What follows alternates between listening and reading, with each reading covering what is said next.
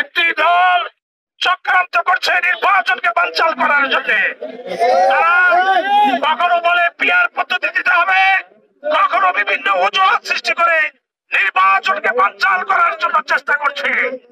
আপনাদেরকে সচেতন থাকতে হবে, আপনারা সচেতন থাকবেন।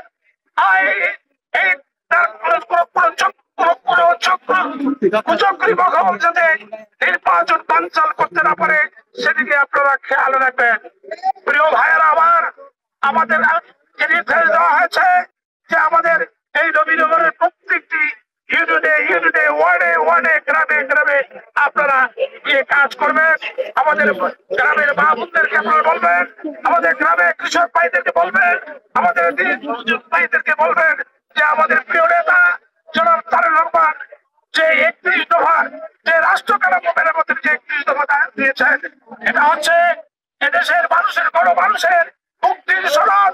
এটা হচ্ছে এদেশের 18 কোটি মানুষের সনদ, 18 কোটি মানুষের ভবিষ্যৎ কল্যাণের যে 31 দফা।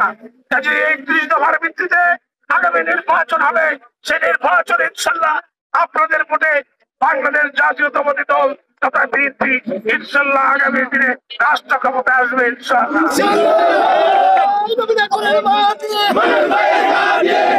নেতা কর্মী সমর্থকদেরকে আমি বলতে চাই যে আপনারা সবার সাথে ভালো আচরণ করবেন, কারো বিরুদ্ধে কোনো খারাপ বক্তব্য করবেন না। কোনোভাবে কোনো সোশ্যাল মিডিয়া বলেন, যত রকম মিডিয়া আছে সবগুলোতে কোনো জায়গায় আপনারা কারো বিরুদ্ধে কোনো সমালোচনা করবেন না। সবাইকে নিয়ে আমরা ঐক্যবদ্ধভাবে আমরা আগামী দিনে নির্বাচন করবো ইনশাল্লাহ।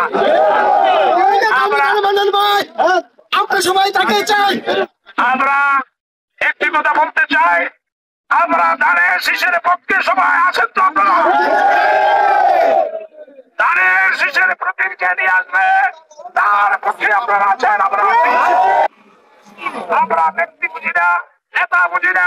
আমার প্রিয় নেতা যাকে ধানের শীষ দিয়ে দেবে তার পক্ষে আমরা আছি। আপনাদেরকে আশ্বস্ত করতে চাই, অল্প কিছুদিনের মধ্যে আপনারা ধানের শীষের কে প্রার্থী তা আপনারা অল্প কিছুদিনের মধ্যেই জানতে পারবেন। আমরা চাই যারা প্রার্থী আছেন আমরা সবাইকে নিয়ে আগামী দিনে যে নির্বাচন হবে সেই নির্বাচনে যাকে ধানের শীষ দিয়ে দেবে তার পক্ষে ইনশাল্লাহ আমরা কাজ করবো। এই উদাত্ত আহ্বান জানাচ্ছি।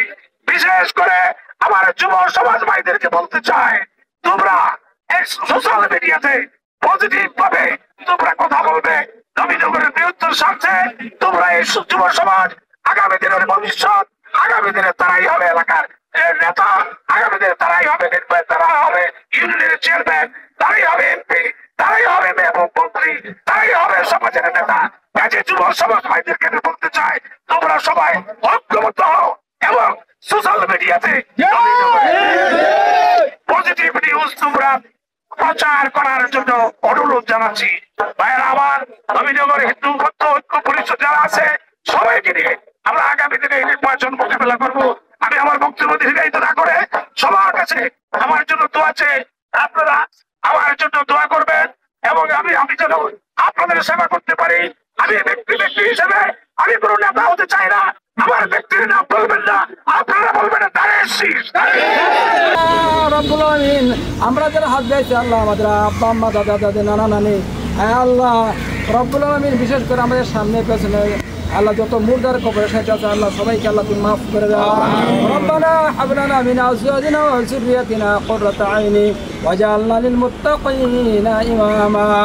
সুবহানা রাব্বিকা রাব্বিল ইজ্জাতি আম্মা ইয়াসিফুন, আসসালামু আলাল মুরসালিন, আলহামদুলিল্লাহি রাব্বিল আলামিন।